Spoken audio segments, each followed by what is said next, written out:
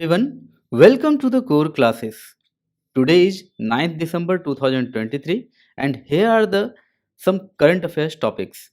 These topics are arranged as per the UPSC syllabus but it is quite useful for your other examinations also.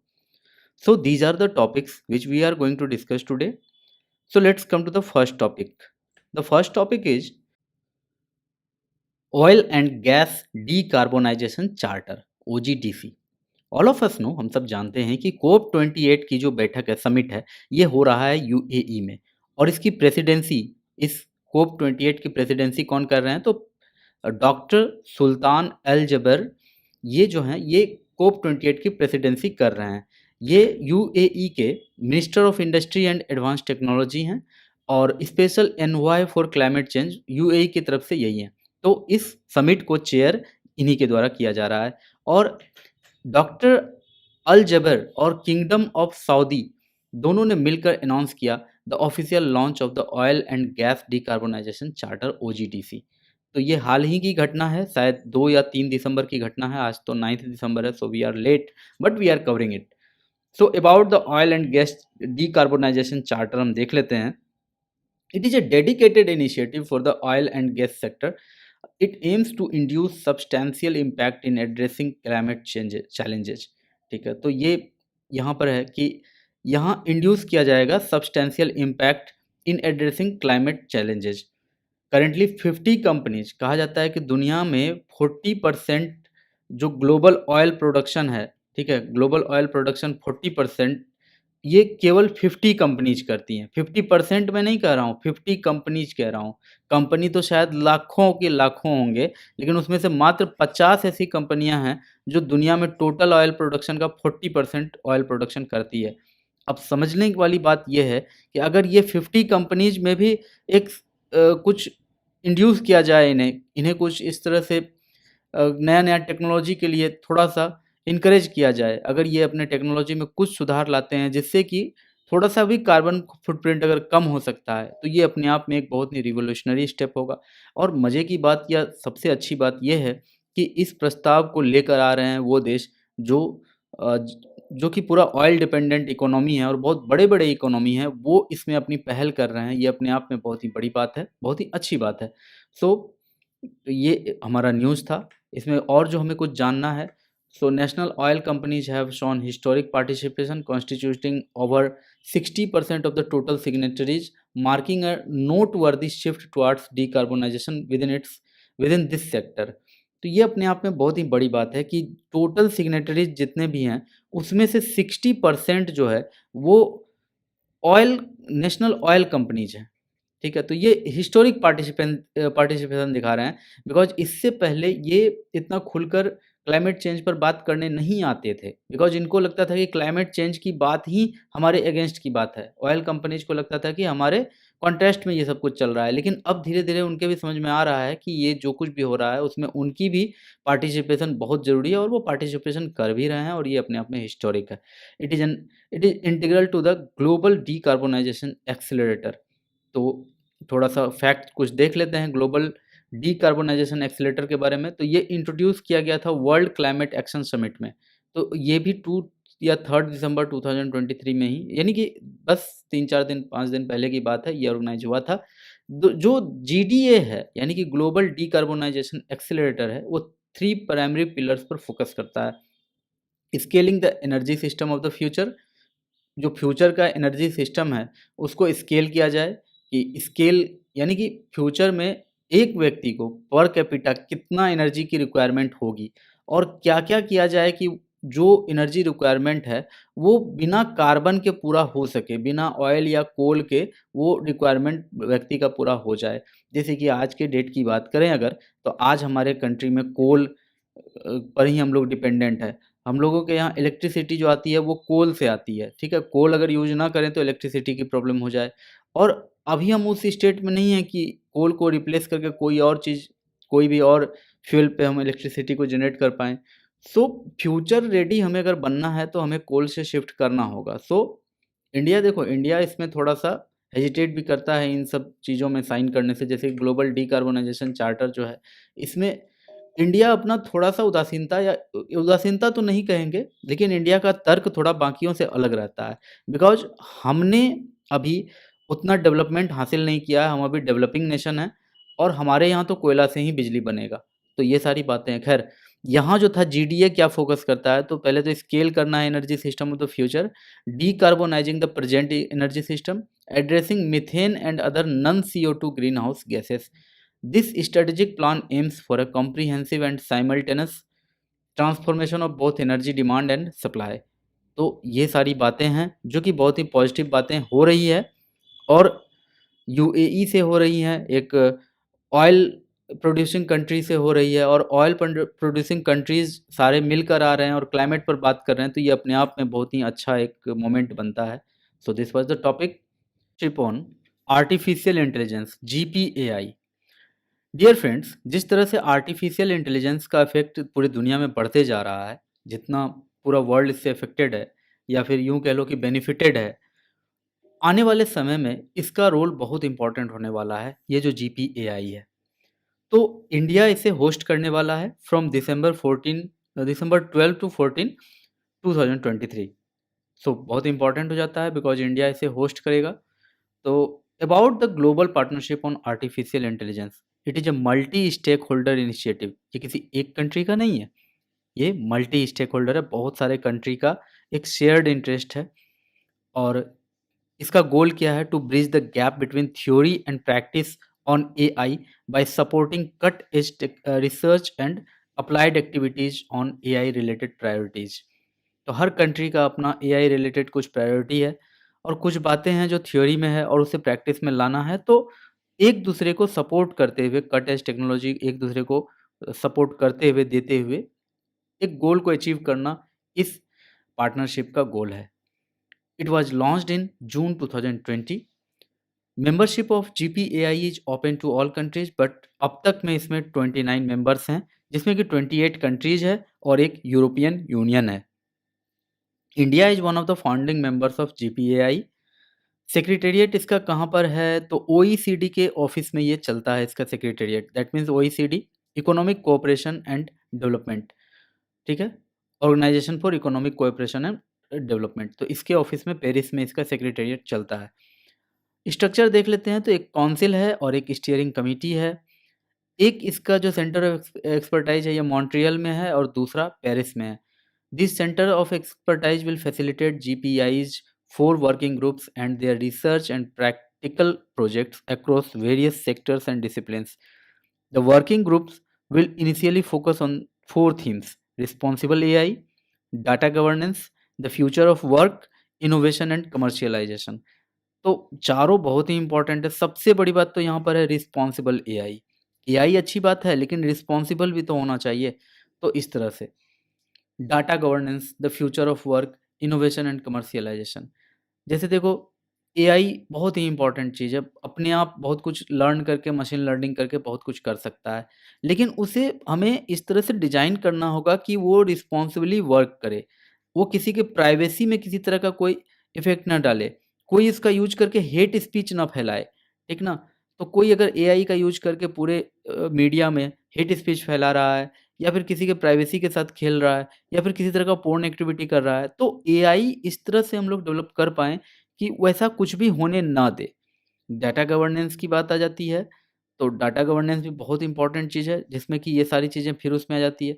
Future of work क्या होगा? जिस तरह से हम काम को एआई के भरोसे करते जा रहे हैं, तो फिर आगे और क्या होने वाला है? सो दीज़ आर द थिंग्स। और आर्टिफ़िशियल इंटेलिजेंस क्या है? तो देखो, आर्टिफ़िशियल इंटेलिजेंस का अभी जो होराइज़न है, बहुत वाइड है और बहुत सारी चीज़ें हैं उसमें। हम उसमें से कुछ को यहाँ देख रहे हैं और कुछ में जैसे मशीन लर्निंग है, जिसमें कि सैंपल डाटा से कंप्यूटर के प्रोग्राम खुद को ट्रेन करते हैं। Recognise patterns based on algorithm.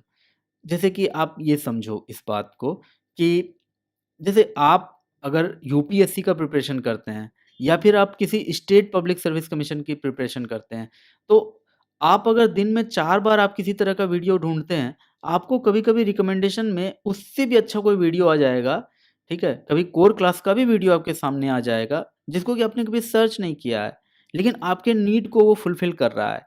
क्यों ऐसा हो जाता है? बिकॉज़ मशीन जो है यूट्यूब का अपना जो सॉफ्टवेयर है, प्रोग्राम्स हैं, वो लर्न करता है कि इस तरह के स्टूडेंट जो भी होते हैं वो अच्छे कंटेंट को खोजते हैं और जिस कंटेंट पर ज़्यादा रिलाय करते हैं आपके जैसे स्टूडेंट वो आपको ऑटोमेटिक रिकमेंड कर देता है। तो वो कहाँ से सीखा?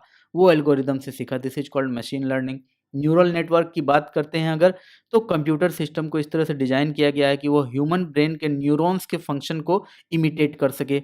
नेचुरल लैंग्वेज प्रोसेसिंग की बात करें तो ability to understand speech as well as understand and analyse document, तो ये नेचुरल लैंग्वेज प्रोसेसिंग की बात हो जाती है। रोबोटिक्स, आप सब भली भांति इससे परिचित हैं। तो एक ओवरव्यू है, मैंने कहा ना, अगर मैं आर्टिफिशियल इंटेलिजेंस के आज अगर पार्ट्स में जाऊं तो ये चार तो कुछ भी नहीं, ये तो बिल्कुल बेसिक है और मैं सिर्फ बेसिक बात यहाँ कर रहा हूँ। Now the next topic is national automated fingerprint identification system, NAFIS. देखो, होम मिनिस्ट्री ने राज्यसभा में ये अभी इंफॉर्मेशन दिया था that the national automated fingerprint identification system NAFIS has been established at 1022 locations across the country.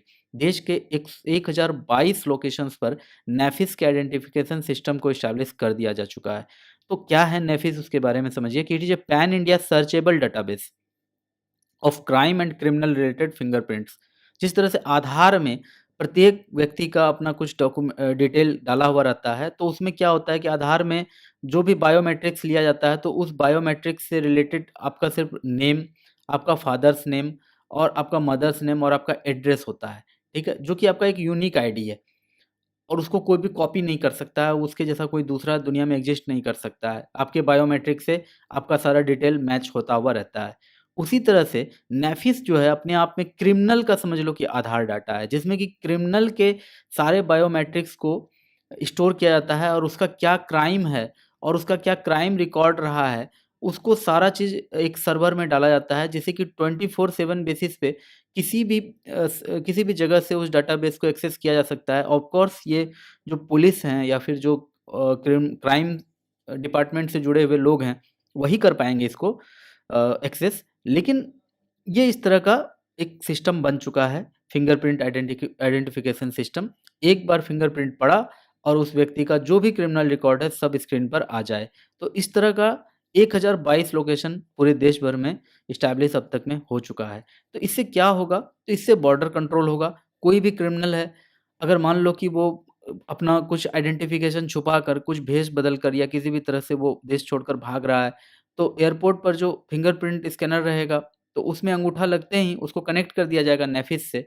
तो उसको उसमें जैसे ही कोई अपना अंगूठा डालेगा, तो फिर उसका सारा का सारा चिट्ठा निकल के आ जाएगा। हेल्थ केयर एंड वेलफेयर में ये काम आएगा। नेशनल आईडी के रूप में काम आ जाएगा उसका, जो भी उस बैकग्राउंड के व्यक्ति हैं। वोटर रजिस्ट्रेशन में ये सबके लिए होगा। जैसे कि अगर मान लेते हैं कि आपको एसएससी या फिर यूपीएससी में कुछ जॉब हो जाता है, आप जाते हैं जॉइनिंग करने के लिए, तो आपको पुलिस से वेरिफिकेशन करके माँगा जाता है। लेकिन अगर नेफिस है, तो फिर आपका वेरिफिकेशन 2 मिनट में होगा। आप जाएँगे पुलिस स्टेशन या फिर एसपी ऑफिस और वहाँ पर आपका फिंगर लिया जाएगा और पहले से आपका रिकॉर्ड पूरा खाली मिलेगा, आपके ऊपर कोई दाग नहीं मिलेगा, तुरंत आपको कैरेक्टर सर्टिफिकेट मिल जाएगा, आप जाकर तुरंत जॉइनिंग कर सकते हैं। तो एक तरह से आईडी के फॉर्म में भी ये काम करेगा। ई-पासपोर्ट बनेगा आपका तुरंत, कि अगर मान लो आपने ऑनलाइन पासपोर्ट के लिए अप्लाई कर रहा है, तो आपको जाना पड़ेगा थाना, थाना में वहाँ से पूरा क्लीन कैरेक्टर सर्टिफिकेट ला कर के पासपोर्ट ऑफिस में जमा करना पड़ेगा। लेकिन अगर पासपोर्ट ऑफिस कनेक्टेड है हमारा नेफिस से, तो आपने अपना जो भी आधार डाटा है, आपका आधार डाटा दिया गया और आधार डाटा का बायोमेट्रिक से सर्च किया गया कि क्या वैसा बायोमेट्रिक नेफिस में किसी क्रिमिनल का है, तो नहीं है, तो ठीक है, आपको पासपोर्ट मिल जाएगा तुरंत। तो इस तरह से काम आसान हो सकता है आने वाले समय में, क्राइम पे कंट्रोल हो सकता है। तो ये सारी बातें हैं, 24/7 बेसिस पे ये काम करेगा।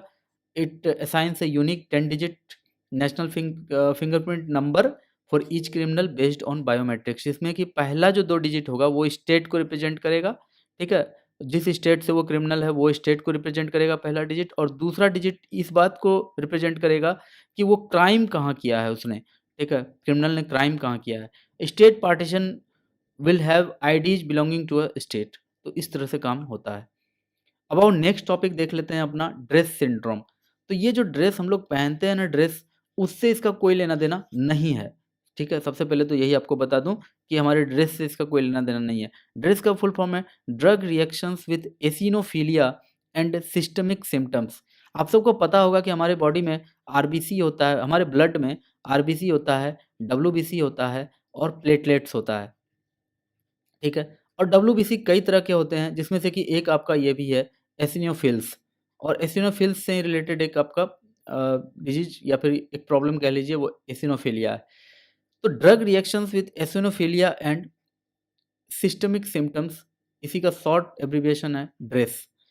तो recently Indian Pharmacopoeia Commission IPC ने इशू किया है एक ड्रग सेफ्टी अलर्ट कि डॉक्टर या पेशेंट इस बारे में जान ले कि एक पेन किलर होता है, दर्द होने पे लोग खाते हैं, मेफेनेमिक एसिड।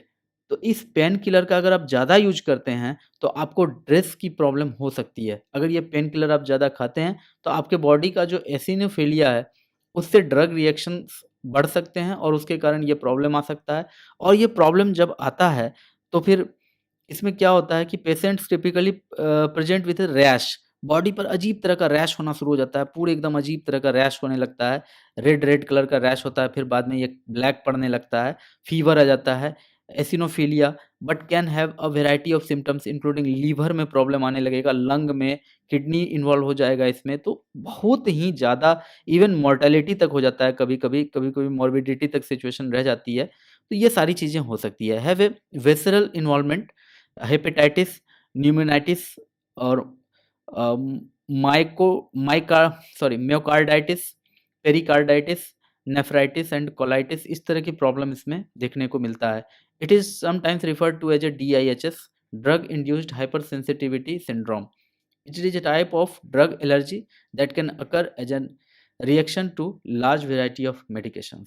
तो अगर बहुत ज़्यादा मेडिकेशन अगर किया जाए तो कभी-कभी इस तरह की चीज़ें होती है, जैसे कि मेफेनेमिक एसिड जो पेन किलर होता है, वो इस तरह के प्रॉब्लम को जन्म दे सकता है। So this is the whole topic. इसमें और भी कुछ बातें हैं, ट्रीटमेंट कैसे होता है इसका तो एक बार देख लो।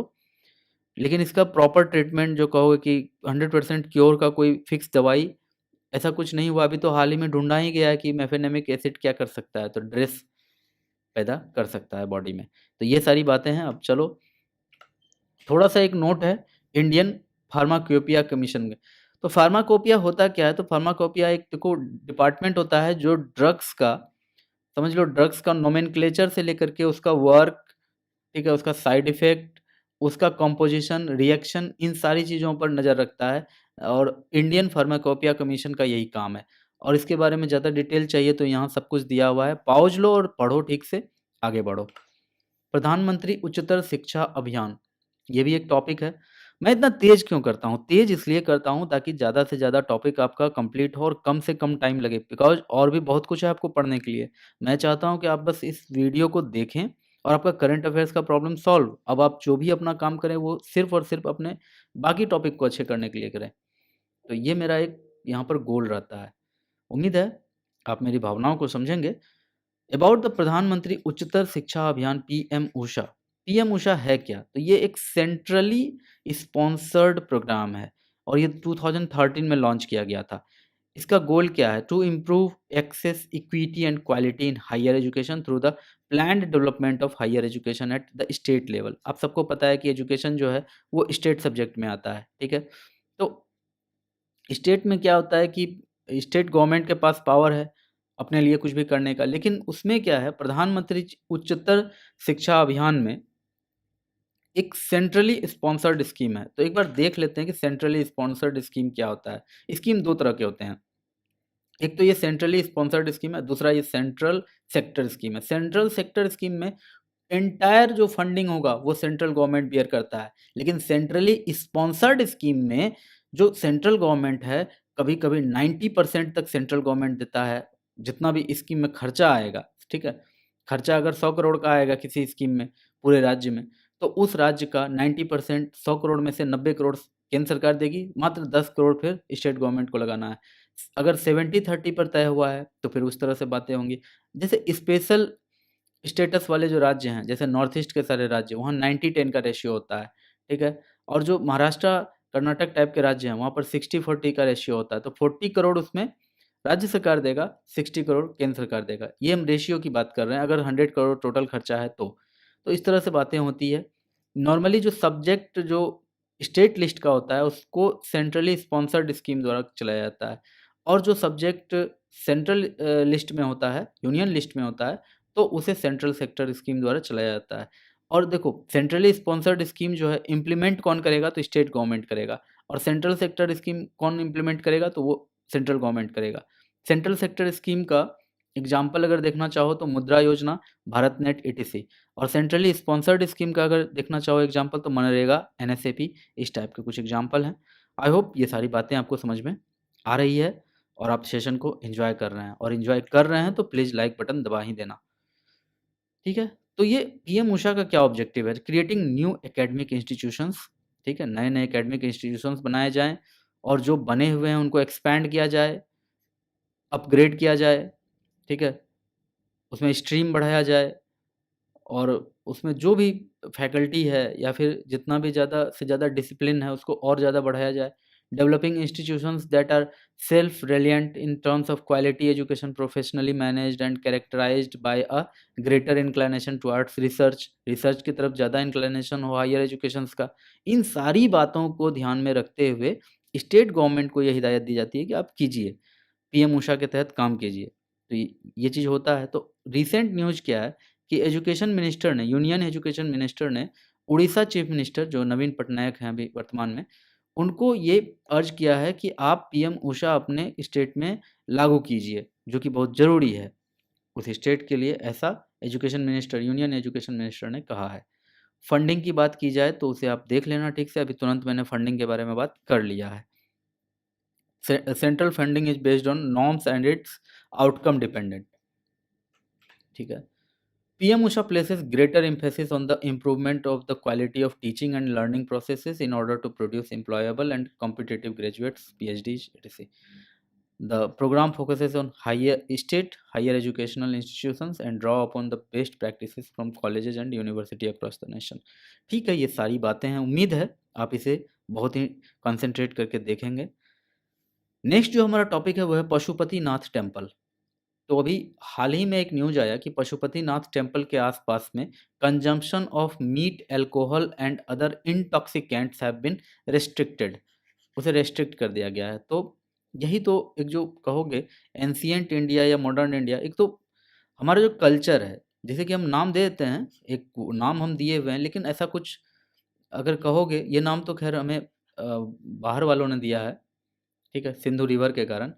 लेकिन हमारा जो अपना कल्चर है, मैं तो इसे इंडिया का कल्चर कहता हूँ।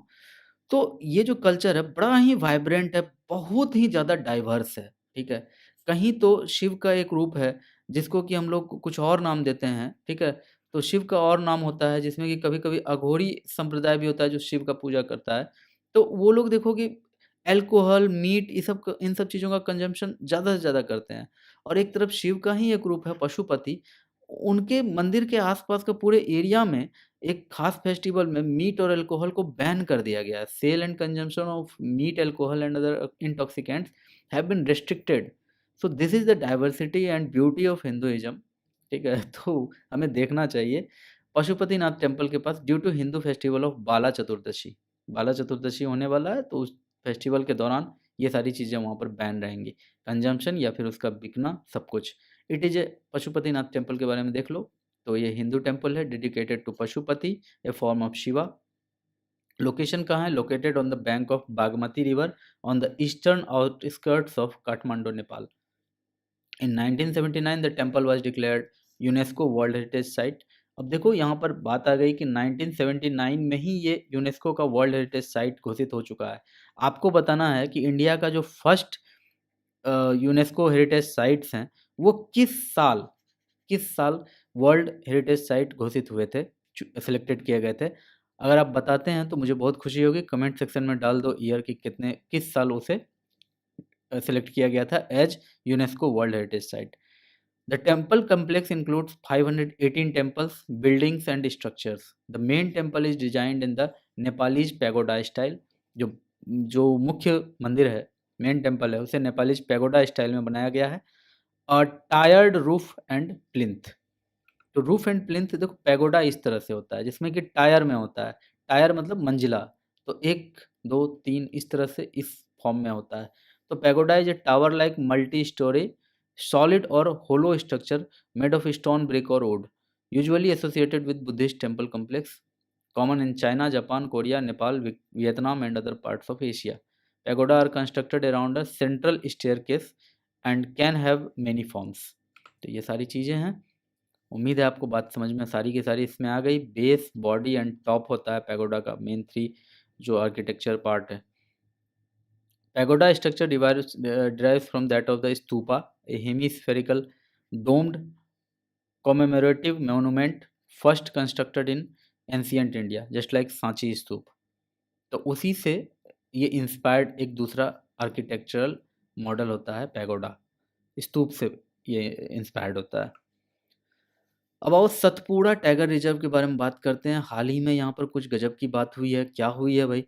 तो एक रॉक पेंटिंग मिला है जो कि 10,000 साल पुराना है।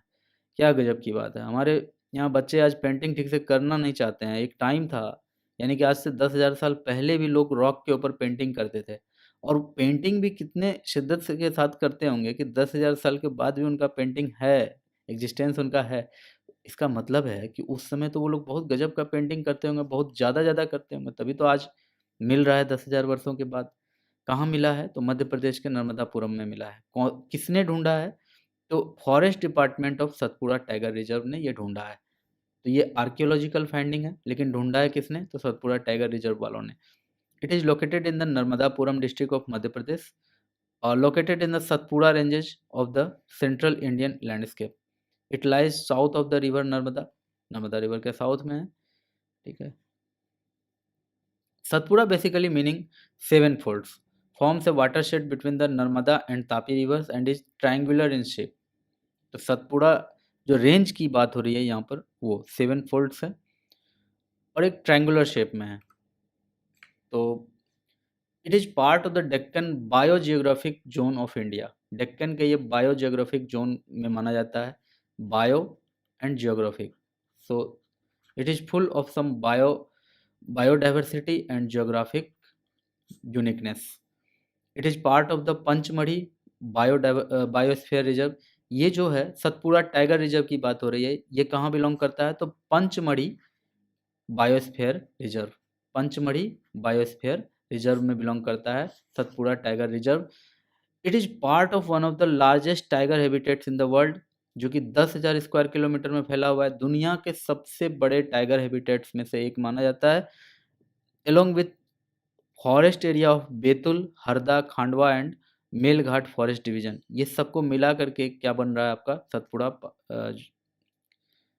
टाइगर रिजर्व बन रहा है। कॉरिडोर देख लेते हैं इसका। It has corridor connectivity Pench national park. तो इसमें क्या है, ये पेंच नेशनल पार्क से भी कनेक्टेड होता है।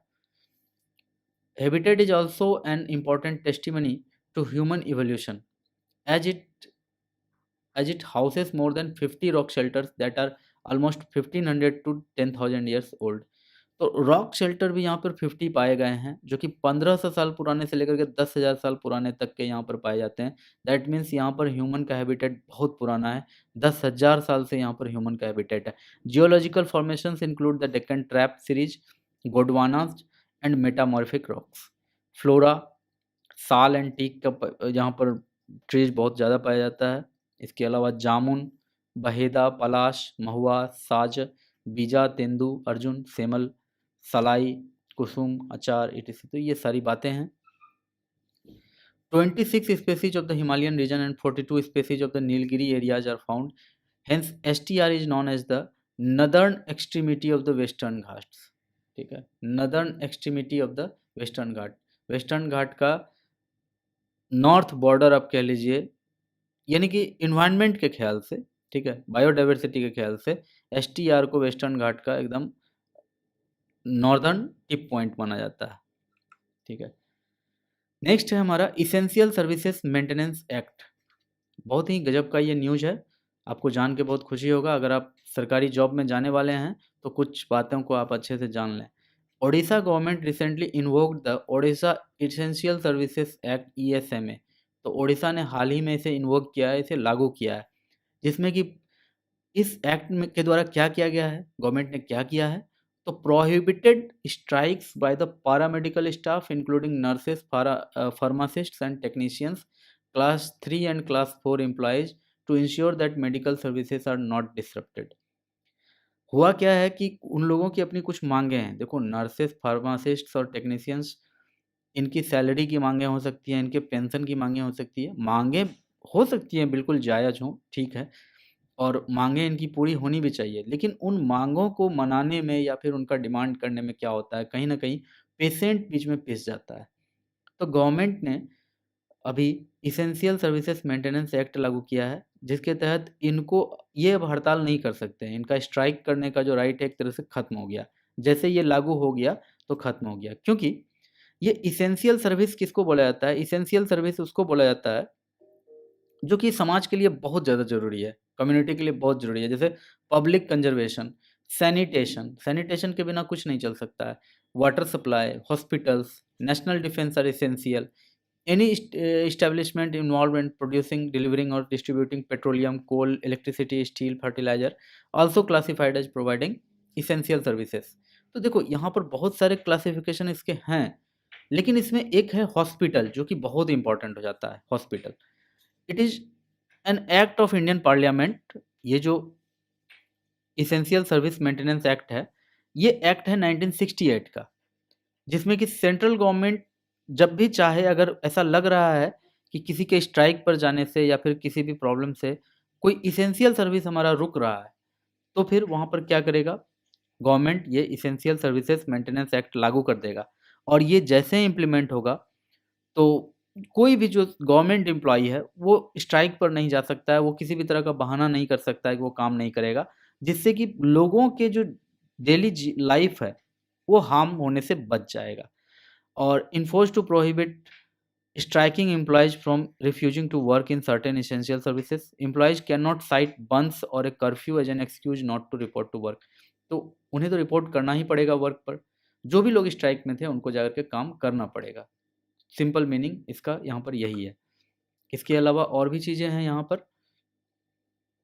सर्विसेज एक्ट में देखो क्या होता है कि स्टेट गवर्नमेंट अपने स्टेट में अपने हिसाब से इसे लागू कर सकती है, क्योंकि वहाँ जो सिचुएशन होगा इसको अकॉर्डिंग वो काम करेगा।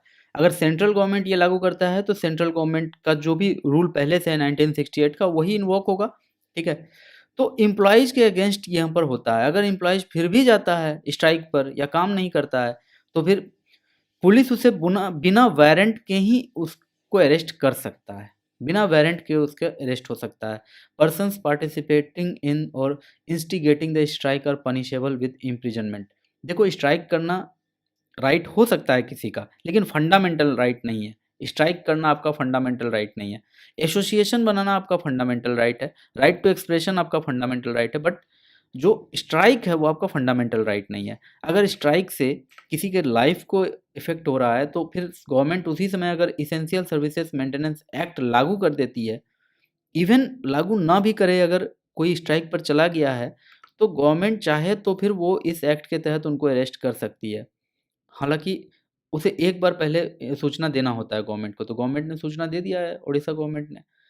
और अगर फिर भी लोग अगर जाता है स्ट्राइक पर, तो डिसिप्लिनरी एक्शन के लिए वो तैयार रहे। Each state has its own ईएसएमए।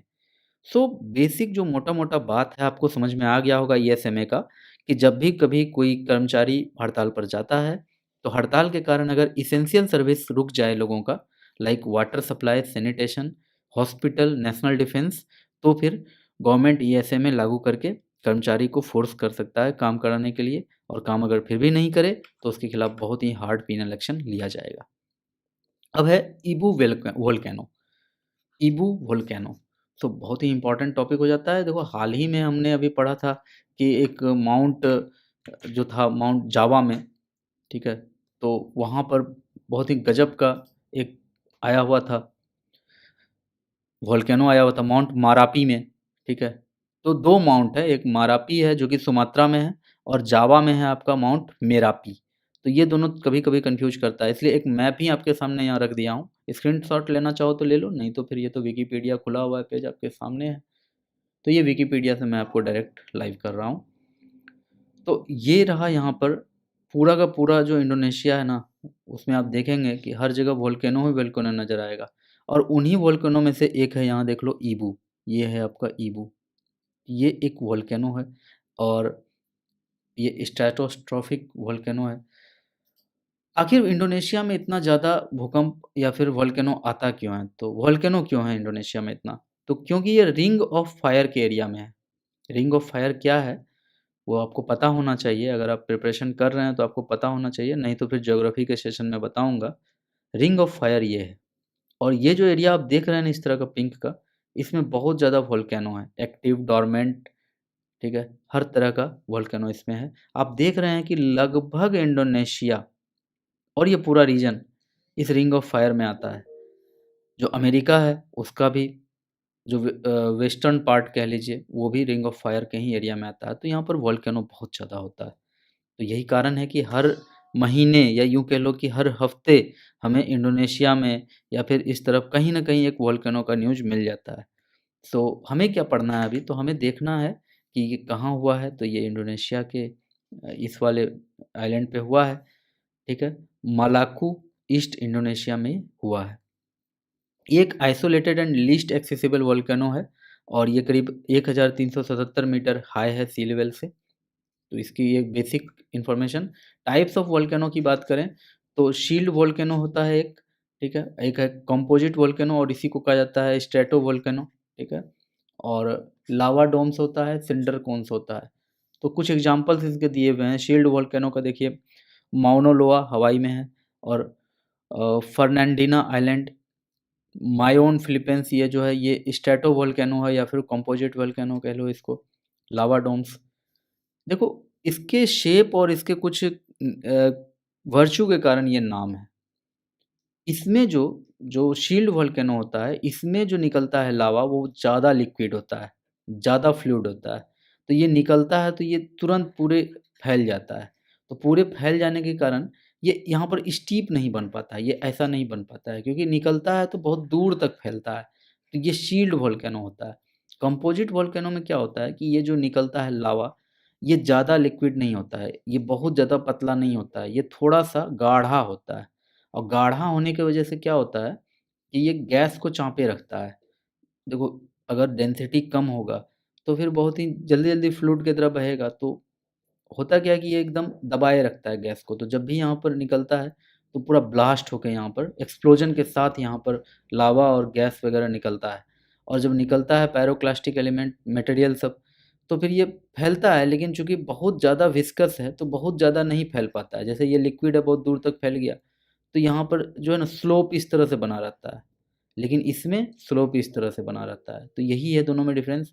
दूसरी बात ये है कि ये यहाँ पर स्ट्रैटा होता है। स्ट्रैटा मतलब लेयर्स, एक लेयर ऐसे, एक लेयर ऐसे, तो लेयर्स में ये वोल्केनो होता है। यहाँ पर लेयर वैसा नहीं होता है।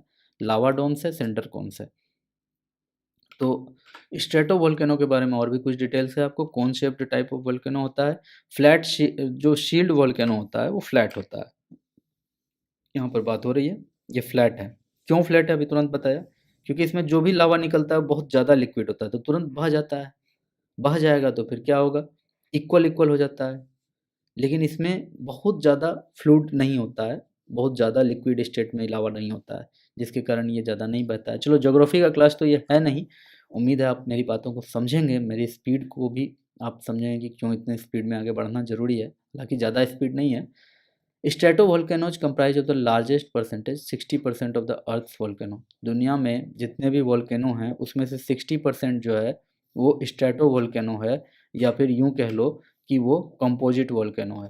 तो कंपोजिट वोल्केनो, जिसका दूसरा नाम है स्ट्रेटोवोल्केनो, वर्ल्ड के सारे ज्वालामुखी का 60% बस यही है। और इसमें जो भी लावा निकलते हैं, जो भी कुछ आउटकम होता है इसका, इरप्शन जो भी होता है, तो ये एंडेसाइट और डेसाइट लावाज होते हैं that are cooler and more viscous than basalt, ठीक है? तो जो शील्ड वोल्केनो होते हैं उसमें ज़्यादातर बसाल्ट आता है तो वो बहुत ज़्यादा फ्लूइड होता है, लेकिन ये विस्कस होता है, चिपचिपा होता है। These are more viscous lava allows gas pressures to build up at too high levels. ये इतना ज़्यादा विस्कस होता है, इतना ज़्यादा गाढ़ा होता है कि जो गैस पार्टिकल होते हैं, गैस जो होता है ना, उसको निकलने नहीं देता है। जब गैस एक्सट्रीम फोर्स लगाने लगता है, बहुत ज़्यादा गैस जमा हो जाता है, एक्सट्रीम फोर्स लगाता है, तो यहाँ पर ज़ोर का ब्लास्ट होता है, दैट इज़ एक्सप्लोजिव इरप्शंस होता है यहाँ पर।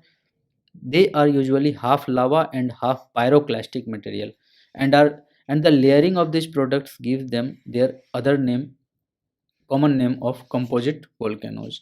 उम्मीद है ये सारी बातें आपको समझ में आई होगी। और क्रेटर में जब नहीं निकलता है, वहाँ पर जब डोरमेंट स्टेज में रहता है, तो इसका क्रेटर वाटर या आइस से भरा रहता है, बिकॉज ये ऊंचा तो बहुत होता है। ठीक है, शील्ड वोल्केनो जो है वो ऊंचा नहीं होगा, क्योंकि वो तो उसका तो फ्लूइड पूरे बह जाता है, लेकिन इसका फ्लूइड बहने नहीं पाने के कारण ये ज़्यादा ऊंचा होता है। ऊंचाई ज़्यादा होगा तो यहाँ टेम्परेचर कम होगा। जब वोल्केनो नहीं है उस समय की बात कर रहा हूँ, तो ऊंचाई ज़्यादा होगा तो टेम्परेचर कम होगा। टेम्परेचर कम होगा तो इसका क्रेटर में वाटर, आइस ये सब जमा रहता है। तो जब वोल्केनो नहीं रहता है उस समय तो अच्छा टूरिस्ट प्लेस रहता है। नेक्स्ट टॉपिक है हमारा एडॉप्ट अ हेरिटेज प्रोग्राम 2.0। देखो, एक आर्कियोलॉजिकल सर्वे ऑफ इंडिया है, और ये काम करता है मिनिस्ट्री ऑफ कल्चर के अंडर। और मिनिस्ट्री ऑफ कल्चर ने हाल ही में shed light on the adopt a heritage programme 2.0। एक एक्ट है, ancient monuments and archaeological sites and remains act, AMASR 1958। और इसमें 2017 में कुछ अमेंडमेंट करके एक प्रोविज़न इसमें लाया गया, जिसके तहत एक इनिशिएटिव चालू किया गया था, एडॉप्ट अ हेरिटेज स्कीम। ये 2017 में चालू किया गया था, आर्कियोलॉजिकल सर्वे ऑफ इंडिया के तहत चालू हुआ था, जो मिनिस्ट्री ऑफ कल्चर के अंडर काम कर रहा है। तो इसमें क्या होता है कि इसमें कॉर्पोरेट एंटिटीज़ को ये मौका मिलता है, जो to assume responsibility for selected monuments as पर their corporate social responsibility initiative. तो इनको ये मौका मिलता है कि आप कॉर्पोरेट सोशल रिस्पॉन्सिबिलिटी इनिशिएटिव के अंडर आपको कुछ मोन्यूमेंट की सुरक्षा करनी है, या फिर आपको एक हेरिटेज अडॉप्ट करना है। फॉर एग्जांपल, अगर जैसे गौतम अडानी ने हाल ही में लाल किला को अडॉप्ट किया था, तो वहाँ अडॉप्ट करने का मतलब ये नहीं कि लाल किला उसे बेच दिया गया। इसका मतलब ये था कि रेड फोर्ट के आसपास का जो भी सैनिटेशन है, या फिर जो भी उसका रख-रखाव है, वो जो भी खर्चा उसमें आता है वो आप कीजिए। आपका जो भी खर्चा होगा, उसका आपको बेनिफिट मिलेगा टैक्स में। अगर सपोज़ आपने 100 करोड़ खर्च किए, तो इस 100 करोड़ का बहुत बड़ा परसेंटेज, या हो सकता है फुल का फुल, उतना टैक्स आपको छूट दे दिया जाए। यानी कि ऐसे भी वो पैसे आपको सरकार को ही देने हैं। लेकिन अगर आप वो पैसा फुल्ली किसी एक हेरिटेज को प्रोटेक्ट करने में, उसे मेंटेन करने में खर्च करते हैं, तो सरकार आपको उतने रुपए का टैक्स में छूट देगा। सरकार का ये मानना है कि कॉर्पोरेट वर्ल्ड में वर्किंग एफिशिएंसी बहुत अच्छी है, और वर्किंग क्वालिटी भी बहुत अच्छी है। अगर वो इस तरह का कुछ अडॉप्ट करते हैं, तो उसका एक अच्छा इम्पैक्ट पड़ेगा उस हेरिटेज पर भी, और साथ-साथ जो कॉर्पोरेट हैं, उनका भी अपना सोशल रिस्पॉन्सिबिलिटी तय हो पाएगा। तो इस तरह की चीज़ें अक्सर की जाती हैं। तो मोदी जी ने भी आते-आते सबसे पहले शायद यही सब चीज़ें करना शुरू किया था, 2017 की बात है। इसके अलावा देखो, हेरिटेज मैनेजमेंट के लिए पहले भी बहुत सारे इनिशिएटिव लिए गए हैं, जैसे national culture fund. Government of India in 1996 formed a national culture fund. और उसके बाद कैंपेन क्लीन इंडिया। तो campaign clean India in which the government had identified 120 monuments destination. तो ये सारी चीज़ें भी होती रही हैं। आजकल लास्ट टॉपिक पर आ जाते हैं, section 6A of the citizenship act 1955। तो अभी क्या हुआ है कि एक constitution bench led by the chief justice of India hearing a series of petitions challenging the constitutionality of section 6A of the citizenship act 1955। तो यहाँ पर पिटिशन डाला गया है, और वो 6A section 6A of the citizenship act 1955 को challenge कर रहे हैं। तो पहले थोड़ा-सा जान लेते हैं कि सिटीजनशिप एक्ट आखिर है क्या? तो सिटीजनशिप पहले क्या है वो देख लेते हैं। देखो, अगर मैं बात करूँ, तो पार्लियामेंट ने 1955 में सिटीजनशिप एक्ट 1955 इनैक्ट किया था, to regulate the matters of citizenship in India. Indian constitution में आर्टिकल 5 से लेकर के 11 तक, आर्टिकल 5 से लेकर के 11 तक ये डील करता है सिटीजनशिप के साथ। ठीक है? ये part 2 of the Indian constitution है, जिसमें सिटीजनशिप की बातें लिखी गई हैं। तो वहाँ पर ये तय नहीं होता है कि किसे सिटीजनशिप दिया जाएगा। उसमें सिर्फ़ मोटा-मोटा एक फ्रेम बना करके आपको दिया गया है कि इसके अकॉर्डिंग आप अपना एक्ट बना लीजिए, और टाइम-टाइम पर सिटीजनशिप को डिफ़ाइन कीजिए। और इसी कारण 1955 में इंडियन गवर्नमेंट ने सिटीजनशिप एक्ट को लागू किया। लेकिन उसमें समय-समय में कुछ बदलाव करते रहने पड़े हैं, जैसे कि 1986 में करना पड़ा, 1992 में करना पड़ा, 2003 में, 2005 में, 2015 में और लास्ट तो 2019 का आपको पता ही है। 2019 में क्या किया गया कि illegal migrants belonging to Hindu, Sikh, Buddhist, Jain, Parsi and Christian communities from Afghanistan, Bangladesh and Pakistan who entered India on or before 31st December 2014 2014 के 31 दिसंबर से पहले जो भी भारत में एंटर कर चुके हैं उन्हें सिटीजनशिप दे दिया जाएगा। तो ये अपने आप में एक बहुत ही बड़ा रिमार्केबल एक एक्ट था। तो इसको लेकर के बहुत ज़्यादा प्रॉब्लम हुआ आसाम में और आसाम में अभी जो एक सीरीज ऑफ पिटीशन को चीफ जस्टिस ऑफ इंडिया खुद से देख रहे हैं, तो वो क्या है उसे देख लेते हैं। पहले देखते हैं कि सेक्शन 6 से क्या है। तो सेक्शन 6 से सिटीजनशिप एक्ट 1955 का एक एक्ट है, एक सेक्शन है सॉरी, और ये सेक्शन 1955 से नहीं है, ये सेक्शन को डाला गया था 1986 में। 1986 में ये सेक्शन डालने से पहले असम अकॉर्ड पर साइन हुआ था और यहाँ देख सकते हैं आप स्वर्गीय राजीव गांधी हैं और स्टूडेंट यूनियन ऑफ असम है और इस तरफ कुछ और भी पार्टीज़ हैं, उनके बीच में एक एग्रीमेंट पर साइन हो रहा है और इस एग्रीमेंट के बाद ही सेक्शन 6A डाला गया था, जो सिटीजनशिप एक्ट है 1955 का उसमें। तो Assam Accord was a tripartite agreement between the central government, the state government of Assam and the leaders of the Assam movement। Basically इसमें आशू बहुत ज़्यादा एक्टिव था, तो उसके बीच में हुआ था ये। Which sought to end the influx of illegal immigrants from the Bangladesh. आप सबको पता है कि 1971 में बांग्लादेश का पार्टीशन हुआ था, लेकिन उससे पहले बांग्लादेश में स्थिति बहुत ही भयावह थी। तो बांग्लादेश से रोज़ के रोज़ 40,000 50,000 लोग इंडिया में माइग्रेट कर रहे थे और ये बहुत दिनों तक चलता रहा था, करीब साल तक चलता रहा था और हम परेशान होकर के फिर उसमें इन्वॉल्व भी ठीक से तो नहीं हुए थे, लेकिन फिर भी इन्वॉल्व तो हुए थे और फाइनली बांग्लादेश पाकिस्तान से अलग हुआ था। लेकिन उस समय वो लोग जो आसाम में आए, तो आसाम के लोगों को इससे बहुत ज़्यादा प्रॉब्लम होने लगा। आसाम के लोगों का कहना था कि हमारा डेमोग्राफ़ी इससे डिस्टर्ब हो गया है, ठीक है? और वो लोग आते हैं तो वो लोग हम लोगों का एम्प्लॉयमेंट खा रहे हैं, वो लोग हमारा ज़मीन पर रहने लगे हैं, तो हम उन्हें खाली नहीं करा सकते हैं। तो इनका बहुत सारा प्रॉब्लम था, ये चाहते थे कि उनको फिर से डिपोर्ट कर दिया जाए बांग्लादेश। लेकिन इंडियन गवर्नमेंट ऐसा नहीं कर सकती थी बिकॉज़ ह्यूमन राइट्स नाम का भी कुछ होता है। तो ह्यूमन राइट्स भी एक चीज़ है, फिर जो लोग आ रहे हैं, वो लोग वहाँ से जान बचा के किसी तरह से आ रहे हैं, उनको वहाँ भेजने का मतलब होता फिर से उनका मारा जाना। तो इंडियन गवर्नमेंट करती भी तो क्या करती है। और एक बात, कोई ऐसा फिक्स बॉर्डर नहीं है था तभी इंडिया और बांग्लादेश के बीच में, तभी तो छोड़ो आज भी ठीक से वैसा कोई फिक्स बॉर्डर नहीं है, बॉर्डर बहुत पोरस है। खेत होता है, इस तरफ इंडियंस का खेत, इस तरफ बांग्लादेश का खेत, बीच में मेड़ है, कोई बाउंड्री नहीं। उसमें कौन आ रहा है, कौन जा रहा है, कितना हिसाब रखा जाएगा। तो इसलिए गवर्नमेंट वहाँ पर बहुत ज़्यादा समझ लो कि असहाय थी, गवर्नमेंट खुद भी नहीं समझ पा रही थी कि वो क्या करे। तो प्रोविज़न जो डाला गया 6A, वो ये कहता है कि जो भी ऐसा व्यक्ति, it mandates the detection and deportation of foreigners who entered Assam after March 25 1971।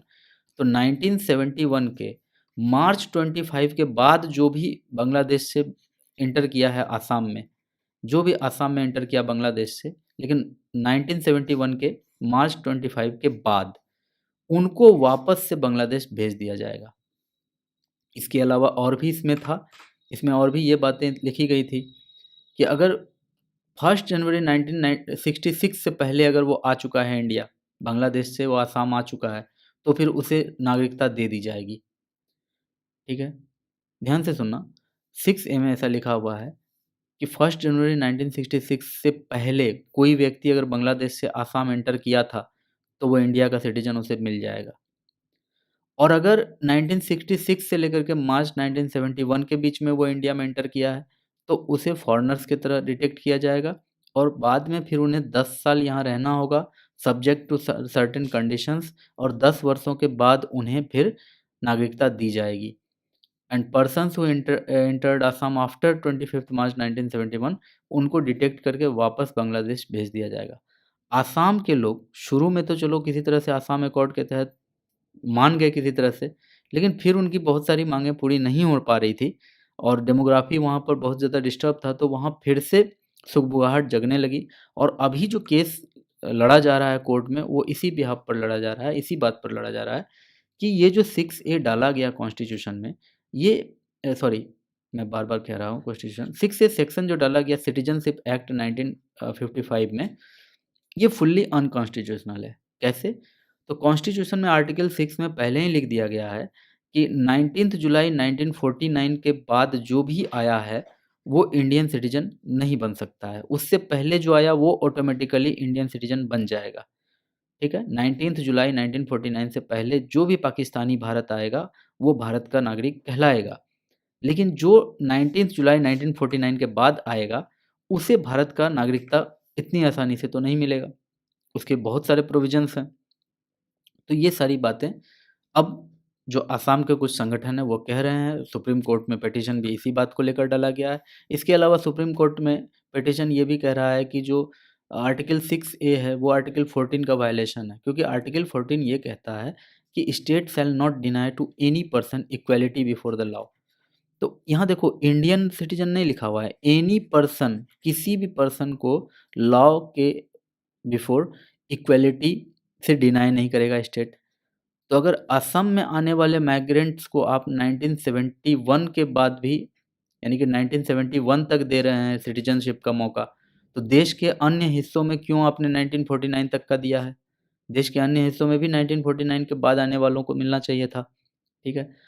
और जब आपने दिया तो उसमें भी फिर तब बात आ जाता है, पहले से यहाँ पर कहा जा रहा था कि 1949 के बाद आने वाले लोगों को नागरिकता नहीं दी जाएगी।